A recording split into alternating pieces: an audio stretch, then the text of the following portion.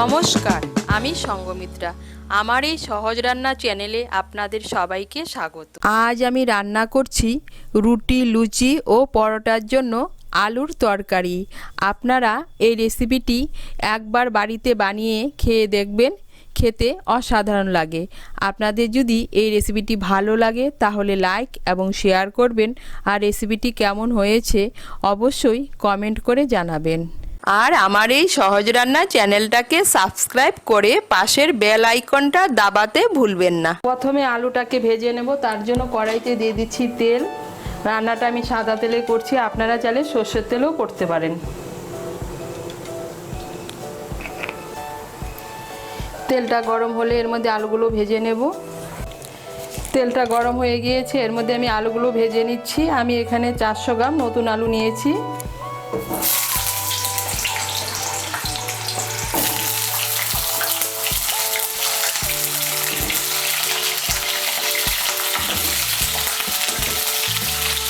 এর মধ্যে দিয়ে দিচ্ছি সামান্য একটু নুন আর সামান্য একটু হলুদের গুঁড়ো।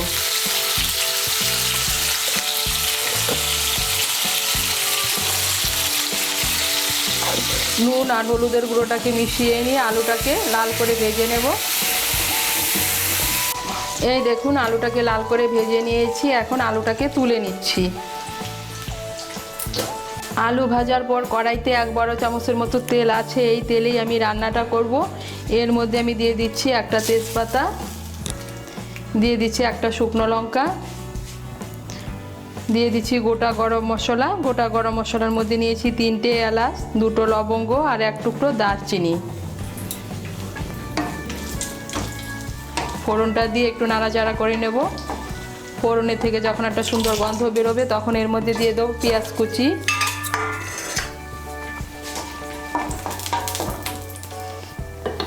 আমি একটা বড় সাইজের পেঁয়াজ কুচি করে কেটে নিয়েছি।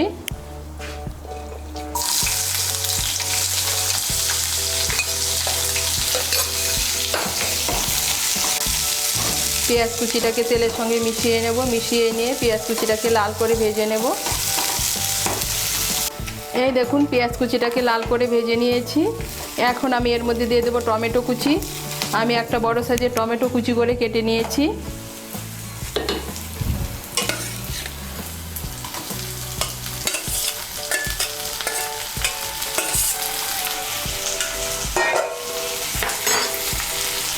টমেটো কুচিটাকে মিশিয়ে নেব। মিশিয়ে নিয়েছি। এখন আমি এর মধ্যে দিয়ে দেব আদা বাটা,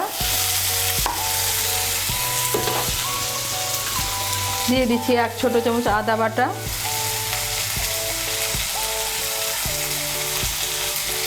দিয়ে দিচ্ছি রসুন বাটা, 1 ছোট চামচ রসুন বাটা, দিয়ে দিচ্ছি কাঁচা লঙ্কা বাটা, 4-5টা কাঁচা লঙ্কা বেটে নিয়েছি। আদা বাটা রসুন বাটাটাকে মিশিয়ে নেব।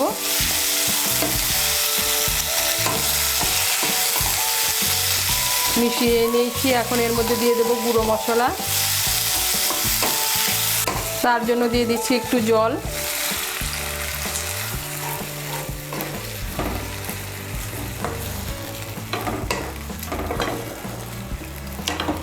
এখন এর মধ্যে দিয়ে দেবো গুঁড়ো মশলা। গুঁড়ো মশলার মধ্যে দিচ্ছি 1 ছোট চামচ হলুদের গুঁড়ো, 2 ছোট চামচ জিরের গুঁড়ো, 1 ছোট চামচ ধনের গুঁড়ো আর 2 ছোট চামচ লঙ্কার গুঁড়ো।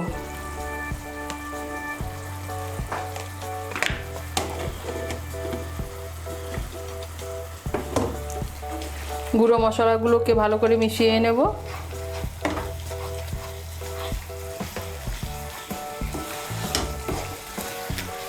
মিশিয়ে নিয়েছি। দিয়ে দেবো স্বাদ মতো নুন।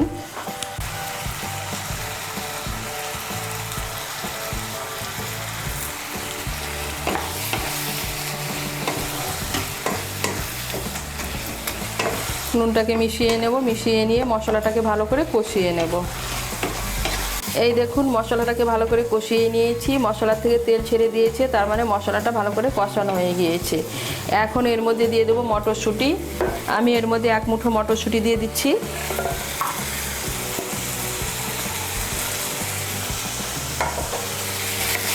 মটরশুঁটিটাকে মিশিয়ে নেব। মিশিয়ে নিয়ে মশলাটাকে আরেকটু কষিয়ে নেব।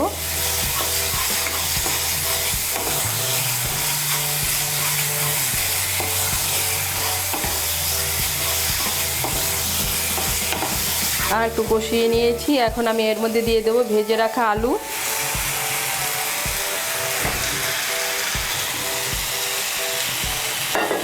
আলুটাকে মিশিয়ে নেব মশলার সঙ্গে ভালো করে।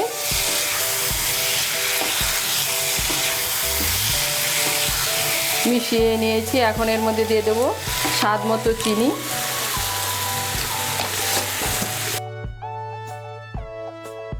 চিনিটা অপশনাল, আপনারা যারা চিনি খেতে পছন্দ করেন না তাদের না দিলেও চলবে, কিন্তু আমি যেহেতু এই তরকারিটা রুটি পরোটা লুচির জন্য বানাচ্ছি, তাই এই তরকারিটা একটু ঝাল ঝাল মিষ্টি মিষ্টি খেতে ভালো লাগে।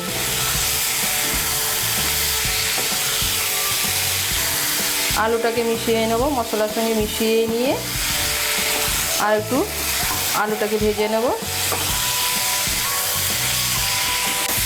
আলুটাকে মশলার সঙ্গে মিশিয়ে নিয়েছি। মিশিয়ে নিয়ে আলুটাকে আর একটু মশলার সঙ্গে কষিয়ে নিয়েছি। এখন এর মধ্যে দিয়ে দেব জল। আপনারা যেরকম ঝোল খাবেন সেই অনুযায়ী জল দেবেন। আমি এর মধ্যে 2 কাপ গরম জল দিচ্ছি।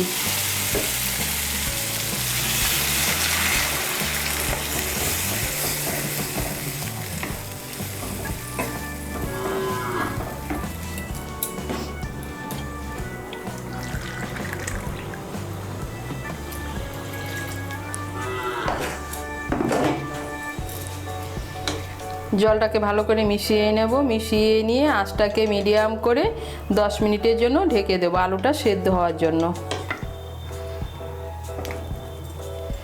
আঁচটাকে মিডিয়াম করে আমি 10 মিনিটের জন্য ঢেকে দিয়েছিলাম। এই দেখুন আলুগুলো সেদ্ধ হয়ে গিয়েছে। এখন এর মধ্যে দিয়ে দেবো গরম মশলার গুঁড়ো। এর মধ্যে দিয়ে দিচ্ছি 1/2 ছোটো চামচ গরম মশলার গুঁড়ো।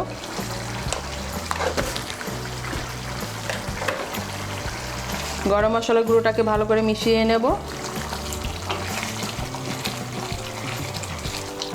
মিশিয়ে নিয়েছি। এখন দিয়ে দেব ধনেপাতা কুচি। আর এই সময় আপনারা নুন মিষ্টিটা টেস্ট করে নেবেন।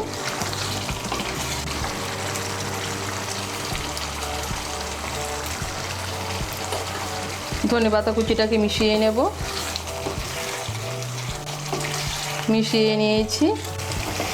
ধনেপাতা কুচিটাকে মিশিয়ে নিয়ে আঁচটাকে বাড়িয়ে আরও 1 মিনিটের মতো রান্না করে নিয়েছি। আমি যেহেতু এই তরকারিটা ডাল পুরির সঙ্গে পরিবেশন করব, তাই একটু শুকনো শুকনো করে নিয়েছি। আমি উপর থেকে আর অল্প ধনেপাতা কুচি ছড়িয়ে দেব।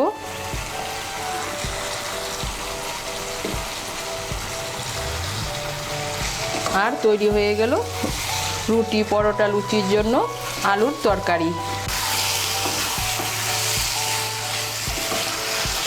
আপনারা এইভাবে তরকারিটা একবার বানিয়ে খেয়ে দেখবেন। রুটি পরোটা লুচির জন্য আপনারা ভাত দিয়েও পরিবেশন করতে পারেন। এই তরকারিটা খেতে কিন্তু অসাধারণ লাগে।